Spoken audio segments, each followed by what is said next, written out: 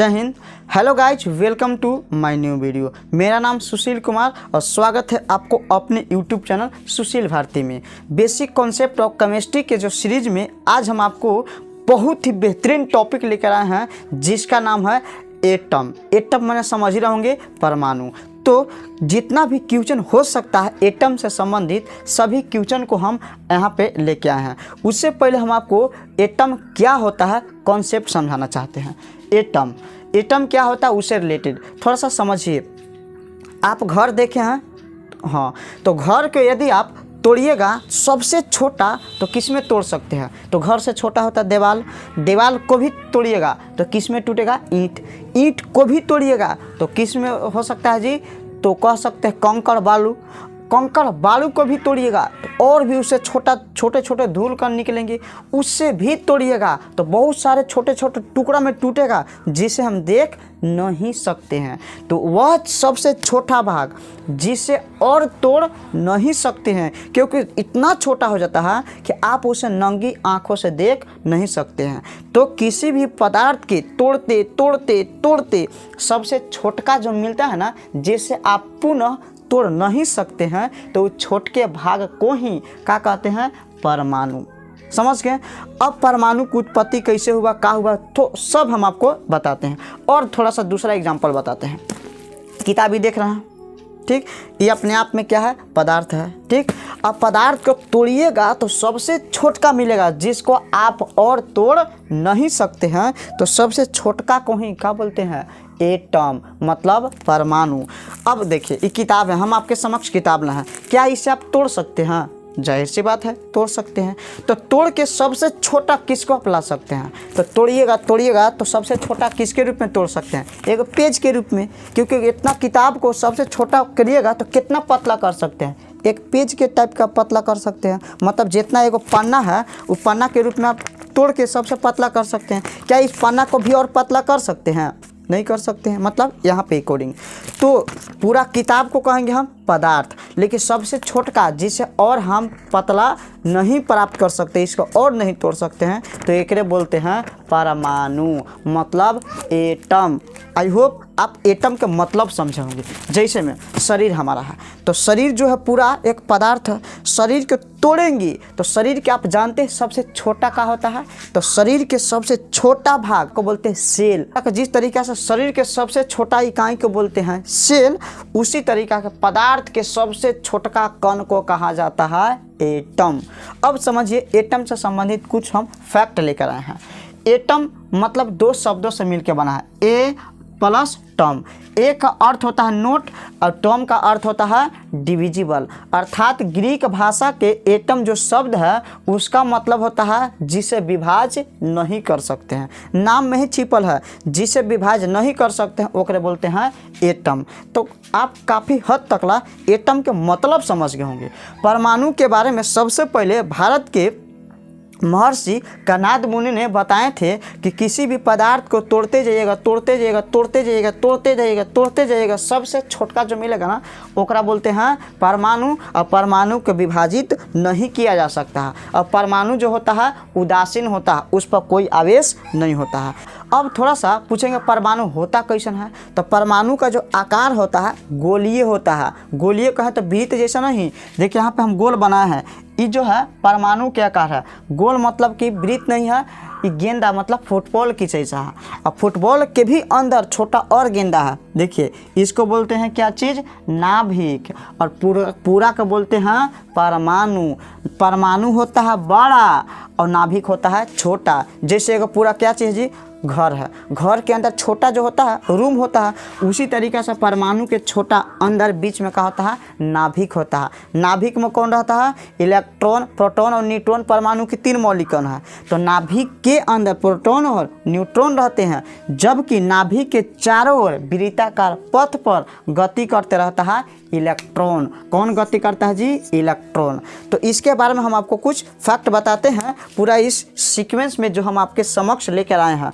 अभी तक जितने भी क्वेश्चन कंपटीशन लेवल में एटम से पूछा है, हम कोशिश के सब यहाँ पे कॉन्सेप्ट के साथ समझाने की कोशिश करेंगे। तो आई होप आपको ये वीडियो अच्छा लगेगा। वीडियो को स्किप मत कीजिएगा। तत्व की सूक्ष्मतम कण मतलब परमाणु का होता है तत्व के सूक्ष्मतम कण मतलब तोड़िएगा तो सबसे छोटा मिलेगा परमाणु, इसे आप तोड़ नहीं सकते हैं।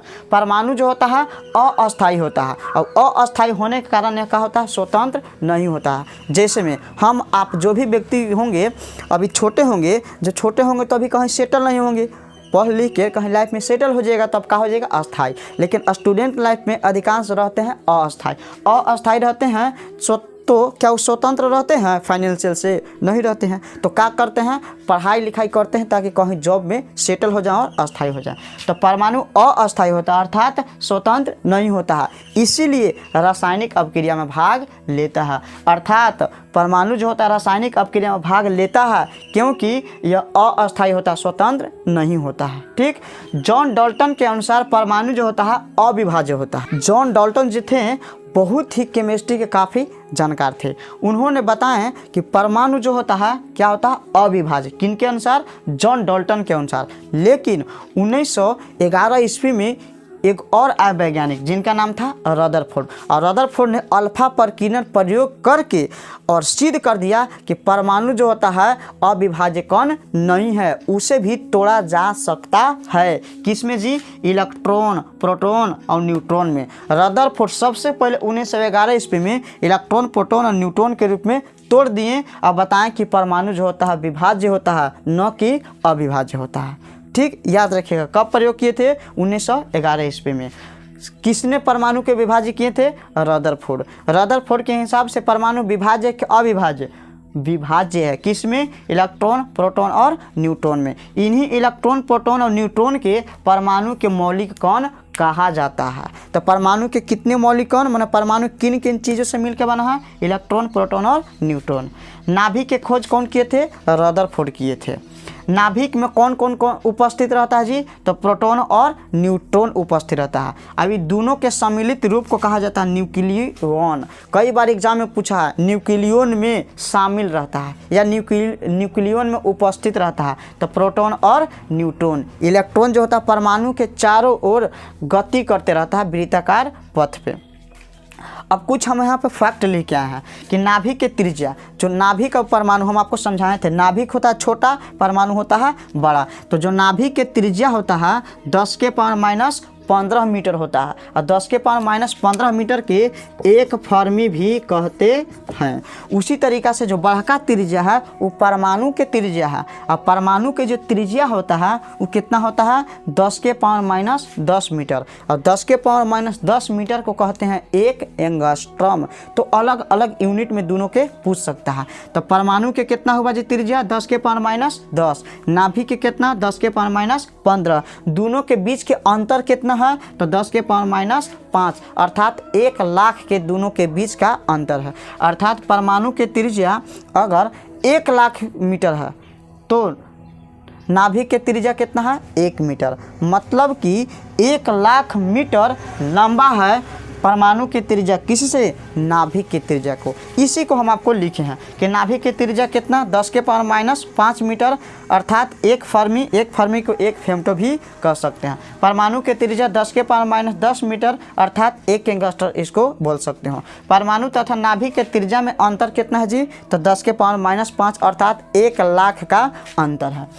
तो परमाणु के संपूर्ण द्रव्यमान। अब कहेंगे जस्ट हम आपको बताएं कि परमाणु जो होता है अधिकांश भाग खोखला होता है और मध्य में कौन कौन होता है? प्रोटॉन और न्यूट्रॉन। और द्रव्यमान प्रोटॉन और न्यूट्रॉन के दोनों के द्रव्यमान एक एक इकाई होता है। इकाई जो होता है इसका भी इकाई एक, मतलब इसका भी द्रव्यमान एक होता है, इसका भी एक होता है। दोनों जो होता है कहाँ शामिल रहता है? नाभिक में। और चारों ओर जो होता है सेल में घूमते रहता है इलेक्ट्रॉन, और तीनों मिलकर बनता है परमाणु। तो परमाणु के नाभिक में ही द्रव्यमान निहित रहता है। इलेक्ट्रॉन के द्रव्यमान तो 0 के बराबर होता है। तो कह सकते हैं परमाणु का संपूर्ण द्रव्यमान कहाँ रहता है जी? उसके नाभिक में, अर्थात केंद्र में। इसके बाद ऊर्जा, जो परमाणु के जो होता है उसके ऊर्जा न तो बढ़ता है न तो घटता है, अर्थात परमाणु की ऊर्जा नियत रहता है, अर्थात स्थिर रहता है। इसके बाद और पूछेगा कि परमाणु के मध्य भाग को क्या कहते हैं? केंद्र कहते हैं। तो आई होप इनसे संबंधित, परमाणु से संबंधित आने वाले जितने भी क्वेश्चन हैं और शब्दावली है हम आपको समझाने के प्रयास किए हैं। हमारा जो वीडियो बनाने का मकसद होता है कि कम समय में आपको ज़्यादा से ज़्यादा कंटेंट प्रोवाइड किया जा सके। तो इसीलिए हम ऑलरेडी लिख के आते हैं ताकि हम सिर्फ कॉन्सेप्ट समझाएं, क्योंकि शब्द तो आपको बहुत सारे किताब में मिल सकता है। तो आई होप ये वीडियो आपको अच्छा लगा होगा। यदि अच्छा लगा होगा तो वीडियो को लाइक एवं अपने दोस्तों को भी शेयर ज़रूर कीजिएगा। और हाँ, चैनल पर यदि पहली बार आए होंगे तो चैनल को सब्सक्राइब करना न भूलें, क्योंकि इसी तरीक़ा के हम कॉन्सेप्ट आपको समक्ष प्रतिदिन लाने के प्रयास करते हैं। तो जुड़े रहिए हमारे चैनल से और मिलते हैं किसी इसी तरीक़ा के नए टॉपिक को लेकर नए एनर्जी से। तब तक के लिए गुड बाय।